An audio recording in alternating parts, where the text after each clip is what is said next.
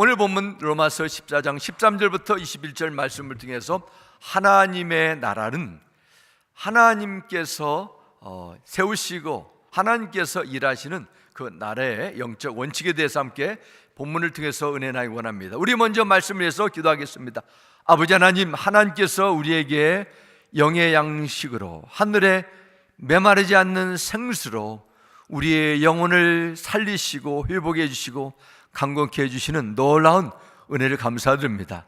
이 세상에 무수히 쏟아지는 우리의 지식과 경험과 정보, 우리가 알고 있는 삶의 모든 삶에 유용한 방편, 이 어떤 것보다도 이것을 뛰어넘으시는 하나님의 말씀으로 나오는 지혜를 받기 원합니다. 이 말씀이 우리의 영혼을 살리는 능력의 말씀이 되도록, 우리의 영을 충만케 하는 영의 양식이 되도록 성령 하나님 이 시간을 주장하여 주옵고 예수님의 이름으로 기도드렸습니다. 아멘. 무더운 여름철이 이제 시작됐습니다. 그러나 오늘은 시원하지만 또 어떻게 더울지 몰라요. 여름에 여성들이 사용하는 용품 가운데 양산이 있습니다. 많은 여성들이 양산을 쓰고 애용하지만 그것이 만들어진 이유를 아는 사람은 많지 않는 것 같습니다. 16세기부터 19세기 유럽 사회에서는 양산은 하늘에서 떨어지는 비가 아니라 각종 오물을 막는 도구로 만들어졌다고 합니다. 중세 유럽 시대에는 상하수 시설이 없었기 때문에 위생 상태는 정말 더러움 그 자체였습니다. 세계에서 가장 화려한 궁전으로 알려진 그 유명한 프랑스 파리 근교에 있는 베르사유 궁전 내부에도 있을 건 다 있는 것 같은데 화장실이 없는 거예요. 중세 시대의 서민들 집에 화장실이 없는 것은 너무도 당연했을 것입니다. 아니, 화장실이 없는 집에 사는 사람도 어떻게 합니까? 당시의 사람들은 용변을 보고 그것을 창문 밖으로 던져버렸답니다. 그러면 길을 지나가는 사람들이 그 오물을 맞을 가능성도 있게 해서 양산을 사용했습니다. 그리고 오물을 밟지 않도록 하의를 신기지 하겠습니다. 지금은 햇빛을 가리거나 비를 피하기 위해서 양산을 쓰지만 중세시대는 창문을 통해서 계속 머리에 떨어지는 용변을 막기 위한 도구로 사용되었습니다. 또한 화장품과 향수도 당시엔 1년에 몇 번밖에 하지 않는 샤워 시스템이 있었기 때문에 그 몸에서 나온 지독한 냄새를 막기 위해서 사용한 것이라 합니다. 실제로 유럽인들이 근본적으로 해결할 것은 양상보다도 청결함이었습니다. 그런데 그 청결함의 문제를 해결하보다는 그것을 피하는 데 초점을 맞추는 것입니다. 학생들은 학교에서 인간의 가치, 지식의 배움을 소중히 여기는 교육으로 이루어져야 되는데 오직 좋은 점수, 대학 입시, 취업에 초점을 맞추게 되면 학교 생활의 의미와 가치가 어떻게 제대로 유지되겠습니까? 이것은 무엇을 말합니까? 많은 사람들이 이 세상에 열심을 가지고 무엇을 가지만은 가장 중요한 본질을 잃어버릴 수 있습니다. 우리 인생 속에서도 가장 중요한 목적과 의미를 잃어버린 채 비본질적인 것에 목숨을 걸고 살아가는 사람들이 많습니다. 어느 순간부터 가장 중요한 것이 무엇이고 내가 왜 인생을 살아야 되는 것인지, 내가 어떻게 나는 이 세상에 태어났고 무엇을 위해서 추구해야 되는 것인지 알지도 모른 채 열심으로 달려가고 있습니다. 처음부터 그랬던 것은 분명히 아닙니다. 사람들은 다 나름대로 행복한 삶을 꿈꿉니다. 행복하기 위해서 열심히 공부하고 취직을 하고 사업을 합니다. 그렇게 하지만 어느 정도 시간이 지나면서 욕심이, 두려움이 그 속에 들어갑니다. 더 많은 돈을 벌고 더 많은 것을 소유하고 조금만 살다면서 살아갑니다. 그러면서 인생에 참된 가치를 놓치게 됩니다. 우리 인생의 가장 중요한 것이 무엇입니까? 바로 우리의 영혼이 하나님 앞에 구원받는 것입니다. 마태복음 16장 10절을 말씀합니다. 사람이 온 세상을 다 얻고도 자기 목숨을 잃으면 무슨 소용이 있겠느냐? 사람이 자기 목숨을 무엇과도 바꾸겠느냐 말씀합니다.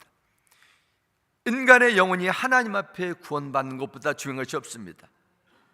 사람이 열심히 살면서 온 세상을 다 얻는 최고의 성공과 소유를 거두어도 나중에 때가 되면 죽게 됩니다. 죽음으로 자기의 모든 소유가 다른 사람으로부터 이제는 이전되고 그 영혼이 하나님으로부터 영혼이 버림받는 지옥으로 떨어진다면 아무런 소용이 없다는 것입니다. 인간의 육체만 입고 있었다면 예수님께서 이런 말씀을 하지 않으셨을 것입니다. 우리의 영혼이 죽지 않는 영혼이 우리 안에 있습니다. 그 영혼에 관심을 두라는 것입니다. 요즘 흔히 말하는 인생 역전이라는 단어가 있습니다. 어떠한 특별한 일을 통해서 대박을 터뜨리거나 하루아침에 인생이 물질의 소유에 의해서 역전된다는 말일 것입니다. 세상에 많은 것을 소유하고 물질에 넘치는 것을 갖다 해가지고 인생이 역전될 수 있을까요? 아닙니다. 생활의 역전을 이루고 몇십 년 나름대로 편히 즐겁게 살 수는 있습니다. 그러나 나중에 그 영혼이 하나님 앞에 버림받게 되면 인생의 영원한 역전은 될 수 없습니다.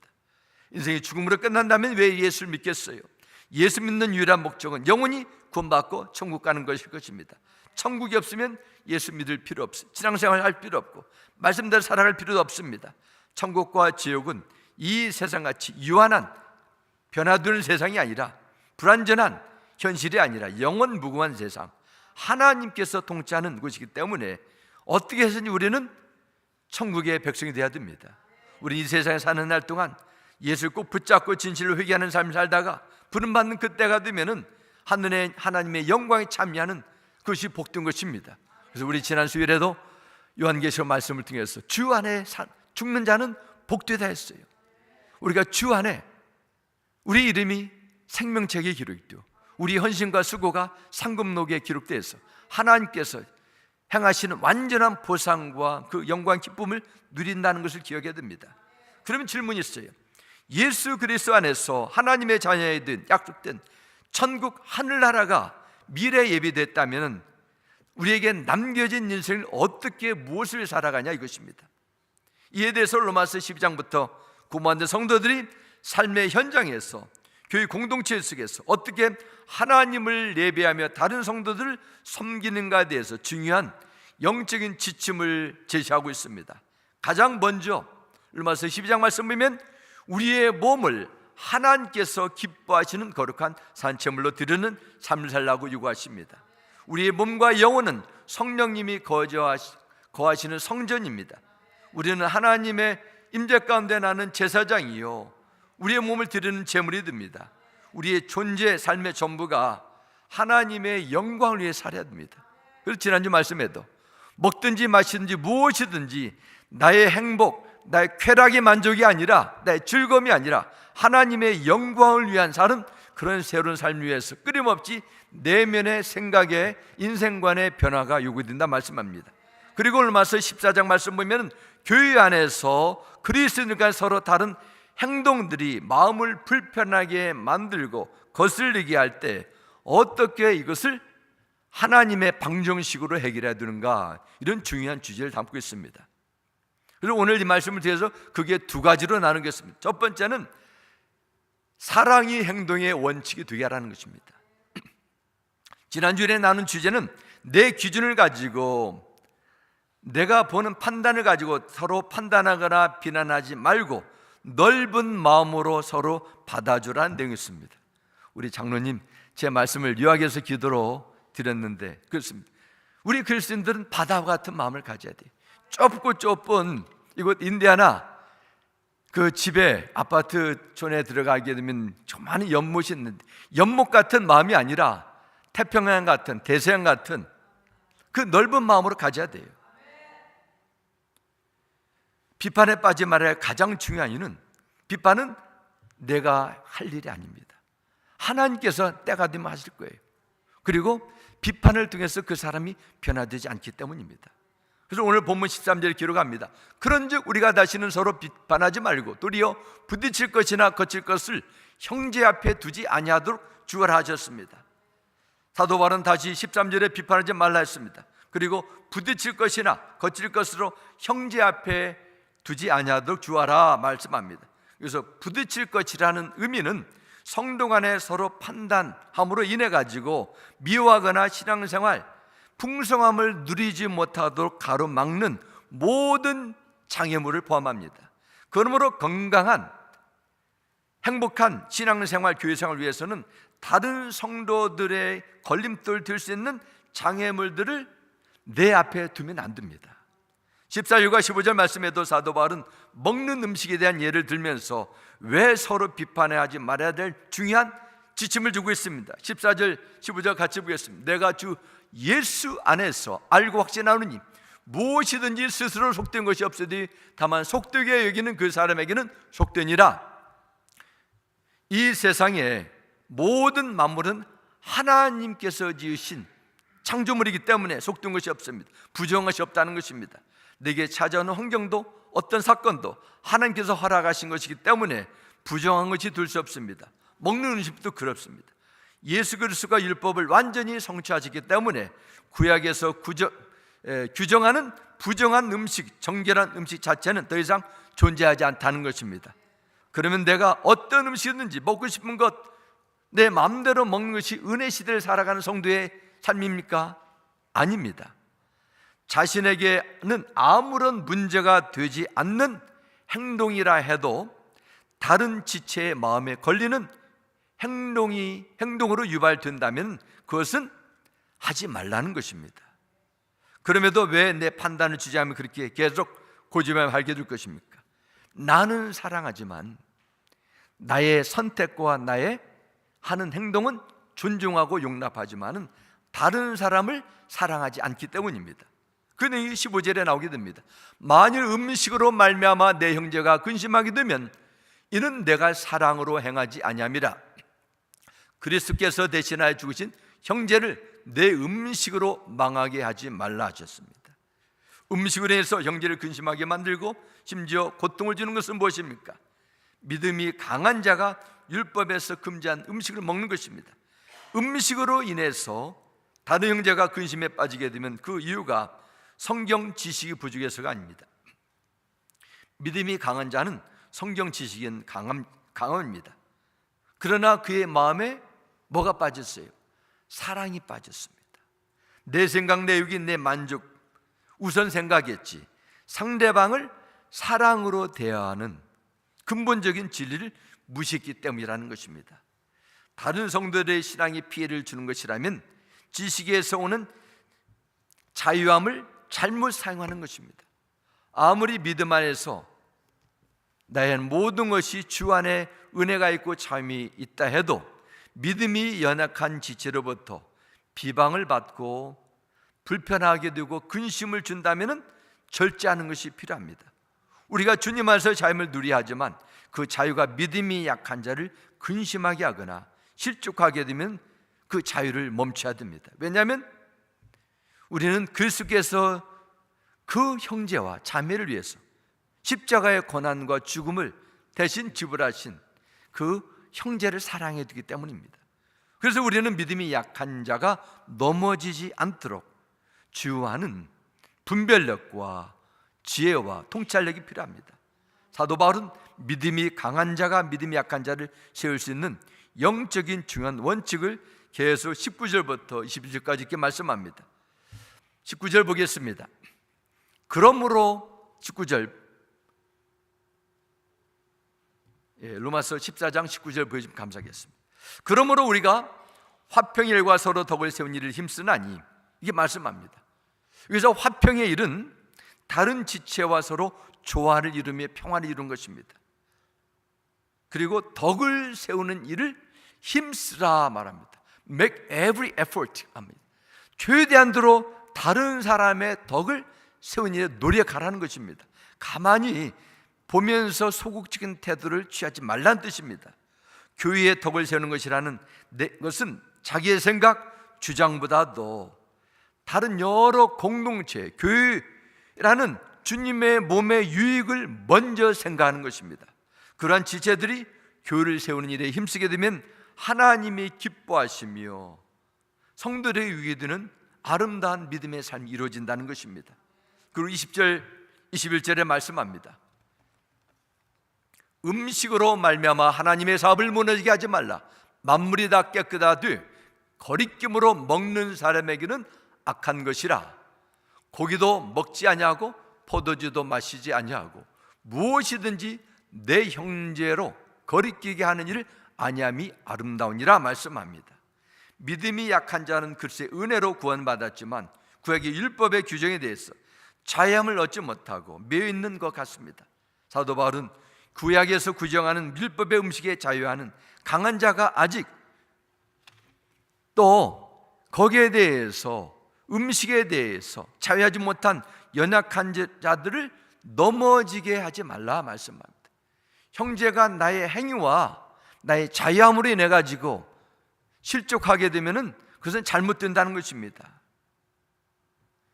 고기도 먹지 않냐고, 우상에 던진 그 고기도 먹지 않냐고, 포도주도 마시지 않냐고, 뭐 은혜 시대니까 뭐 포도주 먹든 마신다 한다는데 믿음이 약한 자는 그래서 걸림돌이 돼요.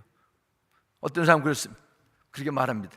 예수님도 뭐 가나성에서 뭐 포도주를 뭐 맞았는데 그거야 뭐 아무것도 하지 않는다면서 교회 직분자들이 꿀꺽 마시게 되면은 보면서 정말 은혜교회 직분을 맡은 분인가 아닌가, 이러다가 술 중독에 걸리면 어떻게 되는가, 실족하게 되면은 그게 잘못됐다는 것이죠. 하지 말라는 것입니다. 고린도전서 10장 23절 24절에 말씀합니다. 모든 것이 다 허용된다고 사람들은 말하지만 모든 것은 다 유익한 것이 아닙니다. 모든 것이 다 허용된다고 사람들은 말하지만 모든 것이 다 덕을 세운 것은 아닙니다 말씀합니다. 구약 율법의 법에 의해 가지고 맞다 틀리다 그런 방정식으로 하지 말고 어떻습니까? 사랑의 방정식으로 해석하라는 것입니다. 그래서 에베소 4장 29절에 말씀합니다. 아무도 자기 유익을 추구하지 말고 남의 유익을 추구하십시오. 다시 말씀드리면 남의 유익에 대해서 신앙의 성장과 삶의 유익을 보면서 내 선택을 하라는 것입니다. 이 세상엔 지금도 차별이 얼마나 심합니까? 모든 차별의 바탕은 나를 사랑하고자 하는 마음입니다. 나의 행복, 나의 만족, 나의 즐거움, 나의 유익입니다. 남을 무시하고 차별함이 나의 정체성, 나의 능력, 자아를 세우고자 하는 욕망입니다. 성경은 이러한 상태를 죄의 영향이라고 말씀합니다. 오해와 편견으로 서로 입장만을 고집하면 죄의 음식이 들지 않습니다. 서로 갈라지게 되는 것이죠. 나는 괜찮아도 상대방은 어려워지는 것입니다. 사랑하는 성도 여러분, 여러분의 주어진 삶 속에서, 내리는 선택 속에서, 주어진 자유 속에서 먼저 이웃을 배려하는 주님의 마음을 유지하기 바랍니다. 그래서 우리는 복음이 하나님의 나라의 걸림돌이 아니라 하나님의 영광과 주의 사랑을 볼 수 있는 징검다리 역할을 감당하게 되기를 주의 이름으로 축원합니다. 두 번째는 성령님이 주장하는 마음과 생각을 소유하라는 것입니다. 누가 주장하는 것입니까? 성령님이 주장하는 마음과 생각을 소유하라는 것입니다. 이 세상에 많은 사람들이 자기를 주장합니다. 과거의 실패, 과거의 사연, 과거의 쓴뿌리가 자기 인생을 주장하는 경우도 있습니다. 그러나 그리스도 안에서 새로운 피조물 된 성도는 성령님이 나를 다스려야 돼요. 17절과 18절 말씀 보겠습니다. 하나님의 나라는 먹는 것과 마시는 것이 아니요 오직 성령 안에 있는 의와 평강과 일하기라. 이로써 그리스도를 섬기는 자는 하나님을 기쁘시게 하며 사람에게도 칭찬을 받느니라 말씀합니다. 본문에서 하나님 나라가 먹는 것과 마시는 것을 언급하는 것은 당시 로마 교회를 포함한 초대교회 성도들 사이에 구약의 율법의 음식법에 대해서 서로 잘못했다고 정죄하고 무시하고 배척하면서 자신들의 믿음의 우월성을 계속 자랑했기 때문입니다. 이것은 단순히 먹고 마시는 것이 아닌 것은, 먹고 마시는 것이 아니라는 것은 신앙생활에 중요한 본질, 비본질적인 것을 구분하고 보다 높은 수준으로 올라가라는 하나님의 말씀입니다. 그러면 그리스도인들이 추구해야 될 참된 신앙생활의 목표는 무엇입니까? 바로 하나님의 나라입니다. 하나님의 나라. 신약성경에는 하나님의 나라라는 그 구절이 160번이 나오게 되는데 예수님의 공생의 사역을 기록한 마태, 마가, 누가, 요한복음에는 124번이 나오게 됩니다. 그래서 예수님께서 전하신 메시지의 가장 중요한 핵심 주제 가운데 하나는 하나님의 나라입니다. 그래서 예수께서도 마태복음 6장 33절 이렇게 말씀합니다. 그런즉 너희는 먼저 그의 나라와 그의 의를 구하라. 그리하면 이 모든 것을 너희에게 더하시리라 말씀합니다. 하나님의 나라 무엇입니까? 먼저 그의 나라와 그의 의를 구하라겠는데, 하나님의 나라는 어떤 것입니까? 하나님이 계신 곳입니다. 그리고 또한 하나님께서 택함받고 구원의 은혜로 살아가는 성도들의 모든 부분을 다스리는 것입니다. 믿는 성도가 죽어서 그의 영혼이 가는 하늘나라도, 천국도 하나님의 나라입니다. 하늘나라도 존재합니다. 지옥도 존재합니다. 그러나 천국, 하늘나라는 성도들이 나중에 죽어서만 가는 것이 아닙니다.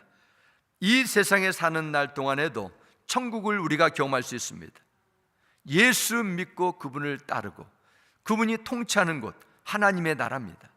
하나님의 나라가 이미 임했다는 것은 왕 되신 예수님을 마음의 주인으로 모시겠다는 뜻이고, 왕 되신 주님께 온전히 내가 순종하며 따라가겠다는 새로운 삶을 의미합니다.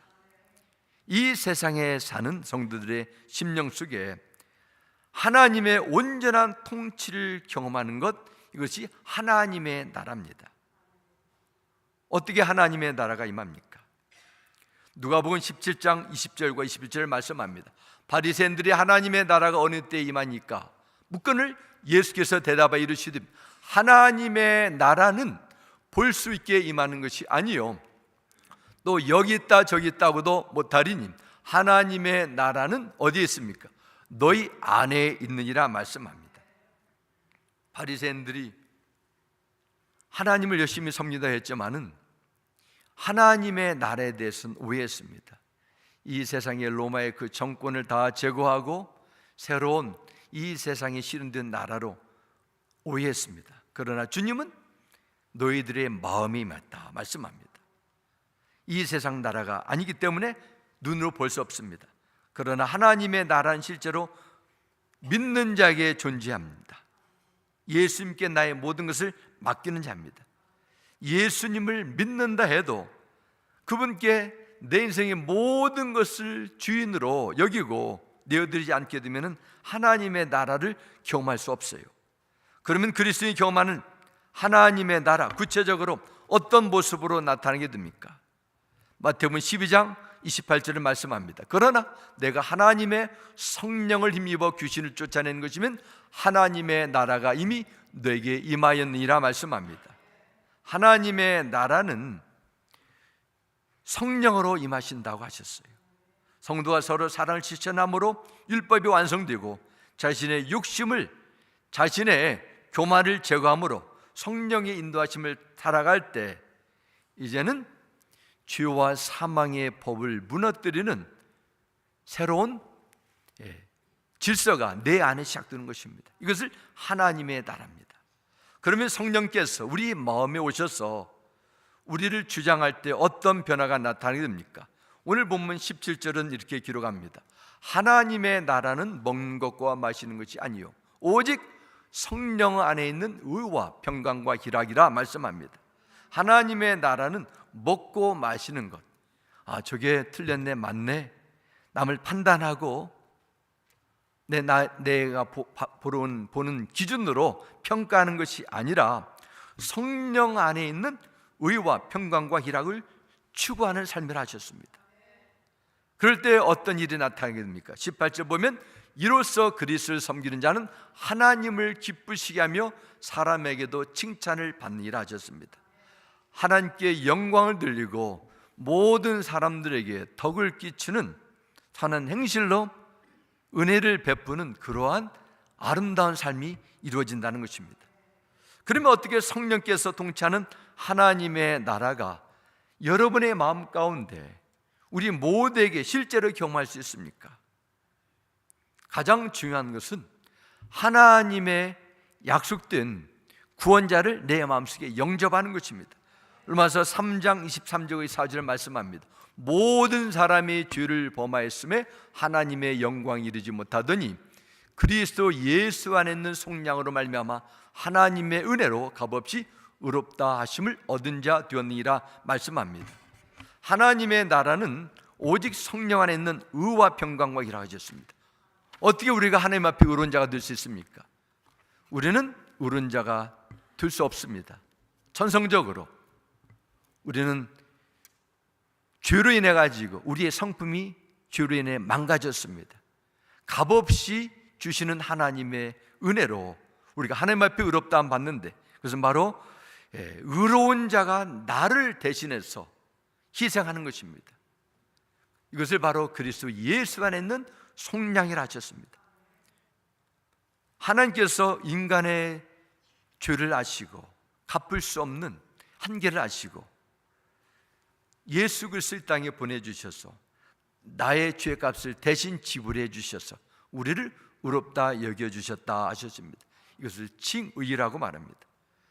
그래서 우리는 내 마음의 문을 열어주셔서 완전한 의가 되시는 예수님을 내 마음에 영접할 때 하나님께서 우리의 연약함과 본성을 보는 것이 아니라 우리 안에 거하시는 의로운 자가 되시는 예수님을 보고 내 사랑하는 의로운 거룩한 아들이라 딸이라 이렇게 칭한다는 것입니다.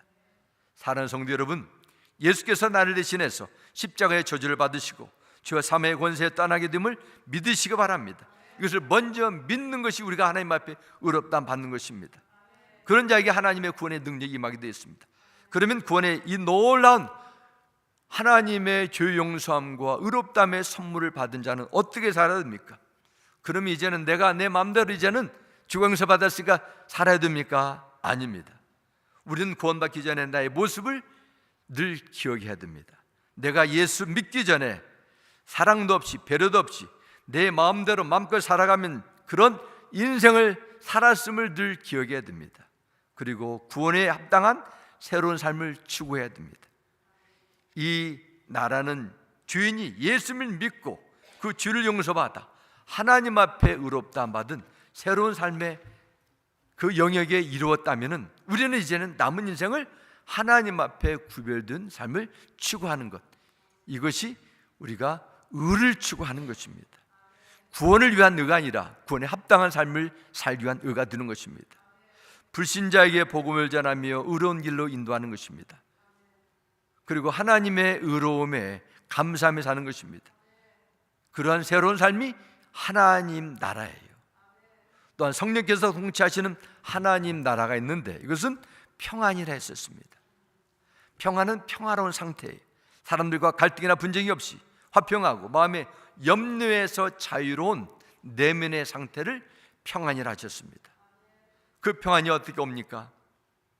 골로새서 3장 13절부터 15절 말씀 보겠습니다. 누가 누구에게 불만이 있거든 서로 용납하여 피차 용서하되 주께서 너희를 용서하신 것 같이 너희도 그리하고 이 모든 것 위에 사랑을 더하라. 이는 온전하게 매는 띠니라. 그리스도의 평강이 너희 마음을 주장하게 하라. 너희는 평강을 위하여 한 몸으로 부르심을 받았나니 너희는 또한 감사하는 자가 되라 하셨습니다. 15절 말씀 보면 그리스도의 평강이 너희 마음을 주장하게 하라. 이 의미는 상황이나 환경이 아니라 주의 평강이 우리의 마음을 지배하는 것입니다. 인간의 마음은 무엇을 담고 있느냐에 따라서 달라집니다. 힘들고 어려운 상황, 과거에 정말 잊어버려야 될 너무도 고통스러운 생각만 마음에 담고두면은 마음이 어두워지고 낙심할 수밖에 없습니다. 우리가 어떻게 그리스도의 평강이 여러분의 마음을 주장할 수 있습니까? 모든 상황 속에서 변함없이 여러분의 삶을 주장하시는 예수님을 바라볼 때입니다. 그럴 때 우리는 평안이 맙니다. 사건과 문제, 그 내가 미워하는 그 사람만 묵상하면 평강이 없어요. 주님을 바라봐야 됩니다. 또한 예수 그리스도의 뜻을 따라야 돼요. 그럴 때 주님의 평강이 여러분 마음에 임하십니다. 성도 간의 신앙생활도 마찬가지입니다. 내가 겪는 모든 사람을 용서하게 되면은 내 마음에 평강이 있어요. 걸림돌이 없습니다. 근데 나는 이 사람은 좋고 이 사람 싫어하게 보면 예배는 같이 드렸는데 친구실에 가서 여기저기 피하다 보면은 평안이 있을까요? 평안이 없습니다. 성도가 한 마음이 들 때 평안이 있는 거예요. 모든 인간 관계 속에서도 주님의 마음을 가질 때 평안이 임하게 됨을 믿으시기 바랍니다. 제가 전에도 새벽 예배 때 말씀을 나눈 적이 있습니다. 제가 지난 3주 전에 우리 BC의 총회 갔는데 한 장로님께서 그런 간증을 저에게 직접 주셨습니다.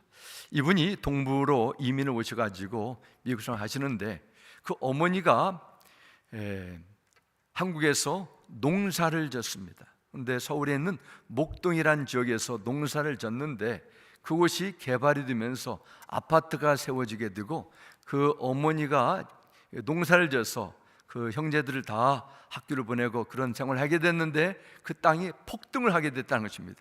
정확히 제가 얼마로 폭등했는가 물어보지 못했습니다. 아무튼 그 땅이 천정부지로 올라가게 됐는데 나중에 그 어머니가 신뢰할 수 있는 친척에게 그 아파트가 세워지면서 판매된 모든 비용을 친척에게 맡겼는데 그 친척이 사업을 하다가 그 모든 돈을 다 잃어버리게 됐다는 거예요. 그 소식을 어머니가 앓게 되고 생각하게 되면서 몸에 병이 들어가야 되는데 이가 뒤틀리게 되고 그런 모습을 이 장로님께서 보시다가 어머니에게 그런 제안을 했다고 합니다. 어머님, 내가 평생에 내가 어머님을 모실 테니까 그 친척을 다 잊어버리시기 바랍니다. 용서하시기 바랍니다. 그 말을 듣더니 어머니가 며칠 후에 자기 온 자녀들을 다 불러가지고 그런 내용을 전했답니다. 야, 내가 내 모든 재산과 소유를 다 탕진한 그 친척을 다 용서할 테니까 너희들도 다 완전히 잊어버리고 용서하라. 그런 내용을 남겼다는 것입니다. 그리고 그 어머니가 자유함을 얻었습니다. 평안함이 있습니다. 그뿐만 아니라 온 이 장로님의 형제들도 어머님의 그 말씀을 따라서 다 용서하는 가운데 하나님께서 돈으로 매길 수 없는 엄청난 복과 은혜를 부어주셨다. 이런 간증이었습니다. 야, 과거의 그 일 때문에 잃어버린 것 때문에 마음에 되새기면서 억울해하게 된다면 벌써 세상을 떠났을 것이 병들어서 고통스러운 정말 생족 같은 나날이 이어질 수 있지만은 하나님의 말씀대로 사랑하고 용서하니까 물질로 세상에 줄 수 없는 평안이 임했다는 것입니다. 정말 그렇습니다. 우리가 하나님의 말씀 가운데 서로 품을 때 평안이 있는 것입니다. 한 몸, 교회라는 공동체 속에서 한 몸에서 팔과 다리가 서로 싸우고 떨어지게 된다면 병원에 가서 빨리 접합 수술을 해야 되는 것입니다. 영적으로 보면 교회와 성도들은 주님의 한 몸입니다. 그래서 우리는 서로 다르고 서로 다양한 그런 지체지만은 주의 사랑으로 하나가 될 수 있다는 것입니다. 그럴 때 평강이 임하게 된다는 주의 말씀입니다. 세 번째는 하나님의 나라는 우와 평강과 희락, 기쁨이라고 하셨어요. 기쁨. 우리는 원래 하나님의 존재 모르고 무시하는 삶을 살아왔습니다. 성경도 모르고 교회도 모르고 주의 영광 모른 채 이 세상의 것만 바라보며 살아왔는데 주님께서 우리에게 먼저 찾아오셔서 예수 믿는 믿음을 주셨습니다. 주의 십자가의 보혈의 능력으로 내가 하나님 앞에 죄 용서함 받았다는 그 사실이 믿어지게 된 것입니다. 구원의 은혜 속에 우리가 살게 된 것입니다. 이때 나타나는 변화 가운데 하나는 바로 기쁨입니다. 이 땅에 아무리 힘들고 어려운 일을 당해도 좋은 일만 만나면 기뻐하는 것이 아니라 우리가 늘 항상 기뻐할 것이 있어요. 그것은 바로 하나님의 나라가 임할 때입니다. 어떻게 하나님의 나라가 임합니까? 구원의 은혜에 대해서 기뻐해야 돼요. 그래서 느헤미야 8장 10절은 이렇게 기록합니다. 느헤미야가 또 그들에게 이르기를 너희는 가서 살린 것을 먹고 단 것을 마시되 준비하지 못한 자에게는 나누어 주라. 이 날은 우리 주의 성일이니 근심하지 말라. 여호와로 인하여 기뻐하는 것이 너의 힘이라 말씀합니다.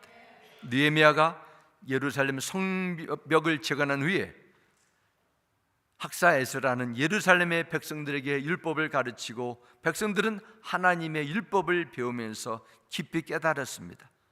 우리가 포로 생활에서 고개 돌아오고 성벽을 다시 재건할 수 있는 이것은 바로 하나님의 은혜라. 하나님의 구원의 역사임을 깊이 깨달았습니다. 그리고 에스라는 온 이스라엘 백성들에게 다른 어떤 것보다도 여호와로 인해 기뻐하라 하셨습니다. 우리는 죄를 슬퍼하고 미워하고 회개하는 것을 넘어서서 하나님께서 베푸신 놀라운 구원의 은혜에 대해서 감사하고 기뻐해야 될 줄 믿습니다. 그래서 로마서 5장 11절을 말씀합니다. 그뿐 아니라 이제 우리도 화목하게 하신 우리 주 예수 그리스도로 말미암아 하나님 안에서 또한 즐거워하느니라. 우리가 하나님에서 즐거워할 때 세상을 이길 수 있습니다. 우리의 마음이 하나님이 통치하는 작은 천국이 일어나는 것입니다. 구원의 선물은 단순한 종교적인 이론, 사상이 아닙니다. 말로 표현할 수 없는 하나님의 무한한 무조건적인 사랑입니다. 내가 하나님과 원수처럼 살아가고 이 세상의 어두운 것에 끌려 살아갈 때 하나님께서 여러분과 저에게 먼저 찾아오셨습니다. 복음을 듣게 하시고 믿게 하시고 성령님을 보내주셔서 예수 그리스도를 하나님의 아들로 나의 생명의 구원자로 고백할 수 있는 믿음의 복을 주셨어요. 말로 표현할 수 있는 이 엄청난 복과 구원의 일을 살면서 구원의 은혜에 대한 감사와 기쁨이 없다면 그것은 그 사람에게는 뭔가 잘못된 것입니다. 이 세상의 10년 인생을 변하게 해도 감사하고 기뻐하는데 10년이 아니라 무한한 영원한 인생의 미래를 바꿔주신 하나님의 은혜를 믿는다면 어찌 감사하고 기뻐하지 않을 수 없겠습니까? 정말 우리 인생이 너무 짧아요. 금년도 6개월이 훌쩍 지나고 앞으로 6개월도 금방 지날 것입니다. 이렇게 빨리 지나가는 인생 속에서 자그마한 것에 묶여서 거기에 끌려가고 거기에 내가 주저앉게 된다면 하나님 보시기에 얼마나 초라하고 얼마나 무익한 인생이 되지 않겠습니까? 이 짧은 인생을 살아가는 인생들은 무엇보다도 하나님이 주신 구원에 대해서 감사하고 찬양해야 된다는 거예요. 사랑하는 성도 여러분, 예수 그리스도의 십자가에 흘리신 피의 능력으로 죄 용서함과 구원의 은혜를 믿으시고 사망의 죄와 저주가 떠난 것을 믿으시고 평안함을 누리시기 바랍니다. 성령의 인도함을 받고 구원을 주신 하나님께 감사하기 바랍니다. 하나님께서 여러분의 심령에 구원의 기쁨으로 넘치게 해줄 줄 믿습니다. 그 믿음이 구원의 기쁨과 평안이 세상을 이기게 할 것입니다. 이 놀라운 성령이 주시는 하나님의 나라가 여러분의 마음과 여러분의 가정 속에 여러분의 앞날 가운데 늘 충만히 채워지기를 주의 이름으로 축원합니다. 우리 함께 기도하겠습니다. 우리 함께 합심해서 기도하겠습니다. 지금까지 내 마음속에 하나님의 나라가 임하지 못하고 어두운 생각, 미워하는 생각, 하나님이 기뻐하지 않는 육의 생각으로 채워졌다면 주 예수의 벌로 깨끗게 하여 주시고 성령님이 나를 내 생각과 내 감정을 통치하는 하나님의 나라가 되게 하여 주옵소서. 우리 함께 합심해서 기도하겠습니다. 아버지 하나님, 주님의 이름을 찬양합니다. 예수를 믿는다 해도 나의 기준, 나의 생각에 머물게 되면 어떻게 되겠습니까? 우리에게 필요한 평강을 주시옵소서. 삶의 변화를 주시기 바랍니다. 성령 하나님, 나와 우리 가정을 주장해 주셔서 기쁨을 주시옵소서. 우리의 인생에 대한 영원한 가치관을 갖게 하여 주기 원합니다. 잠시 떠난 인생에 나의 모든 것을 걸지 않도록 결단을 줬기를 원합니다. 영원한 세계를 바라볼 수 있는 통찰력을 부어주시옵소서. 자유함을 줬기 원합니다. 모든 사람을 품을 수 있는 바다와 같은 하나님의 사랑으로 내 심령을 채워줬기를 간절히 구합니다. 주여 도와여 주십시오. 살아계신 여호와 아버지 하나님, 하나님의 나라는 우리의 마음에 있다 했습니다. 정말 우리의 마음은 어떻습니까? 예수 그리스도를 생명의 구원자로 하나님의 아들로 내 인생의 목자로 영접하고 살아가지만은 내 마음은 메마르고 황폐하고 있지 않습니까? 성령 하나님 우리에게 오셔서 우리의 심령을 새롭게 하여 주옵곤 합니다. 내 마음과 생각을 변화시켜 주셔서 인생의 목적이 하나님의 영광을 위하도록 우리를 의의 병기로 사용해 주시고 내 마음속에 걸림돌이 있고 아직도 나를 붙들고 있고 자유함과 평강을 기쁨을 빼앗는 것이 있다면 예수의 보혈로 성령의 보혈로 우리의 심령을 새롭게 하여 주시옵소서. 우리 구주 예수님의 이름으로 기도드렸습니다. 아멘.